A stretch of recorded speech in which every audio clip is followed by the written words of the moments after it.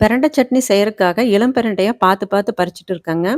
கடையில வாங்குனா முத்துன பிரண்டையா கிடைக்குது. நம்ம வீடு அப்படிங்கிறனால நம்ம நெனச்ச நேரம் நம்ம பிரண்டைய பறிச்சு, நமக்கு நேரம் கிடைக்கும்போது அது சட்னி செஞ்சு சாப்பிடலாங்க.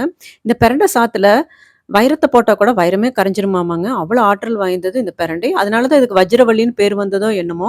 நமக்கு கால்சியம் பற்றாக்குறை இருக்கிறவங்களுக்கு கை, கால் வலி, மூட்டு வலி, முழங்கால் வலி இந்த பிரச்சனைகள் அடிக்கடி ஏற்படும். நம்ம வாரத்துக்கு 2 முறை இந்த சட்னி செஞ்சு சாப்பிட்டா அதிலிருந்து நிவர்த்தி பெறலாம்.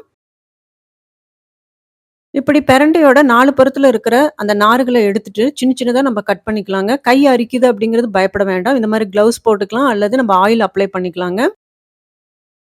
இப்ப சின்ன சின்னதா கட் பண்ணி வச்ச இந்த பிரண்டைய வந்து தண்ணீய விட்டு நல்லா அலாசி, தண்ணி வடி நல்லா எடுத்துக்கணும்.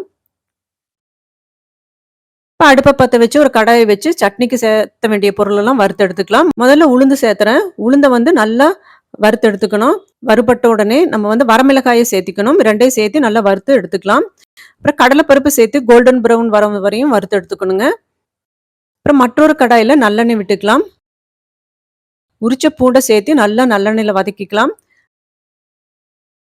அப்புறம் பிச்சு வச்ச புளிய போட்டு அதையும் நல்லா நல்லெண்ணெயிலயே வறுக்கலாங்க. இப்ப வந்து நம்ம நறுக்கி வச்ச பிரண்டைய போட்டு, ஒரு பாதி அளவு பிரண்டைய போட்டு 4 கிளறு கிளறிக்கலாம். இப்ப மீதி பிரண்டையும் போட்டு நல்லா இதுல வதக்கி விடணுங்க.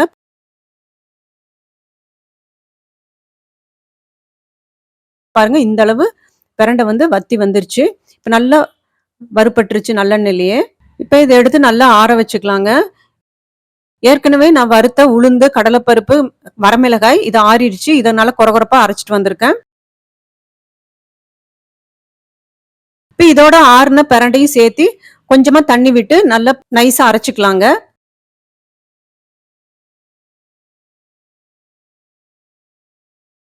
அரைச்சு எடுத்த இந்த பிரண்டை சட்னிய மறுபடியும் நல்லெண்ணெய் விட்டு கடுகு போட்டு, இந்த சட்னிய அந்த எண்ணெயில கொட்டி நல்லா கொஞ்சம் கிளறி விடணும். இது எதுக்காக பண்றோம்னா, நம்ம வந்து தண்ணி விட்டு அரைச்சிருப்போம். இந்த தண்ணி வந்து நல்லா சுண்டுற அளவுக்கு நம்ப அந்த நல்லெண்ணெயிலேயே வதக்கிட்டோம்னா கெடாம இருக்குங்க. ஒரு ஏர் டைட் கண்டெய்னர்ல இத எடுத்து வச்சுட்டு, டெய்லியும் ஒரு 2 ஸ்பூன் நம்ம வந்து யூஸ் பண்ணிக்கலாம். ஒரு வாரத்துக்கு ஒரு முறை இத அரைச்சுட்டோம்னா போதுங்க. நமக்கு தேவையான கால்சியம் கிடைச்சிரும். மீண்டும் அடுத்த வீடியோவில் சந்திப்போம். நன்றி.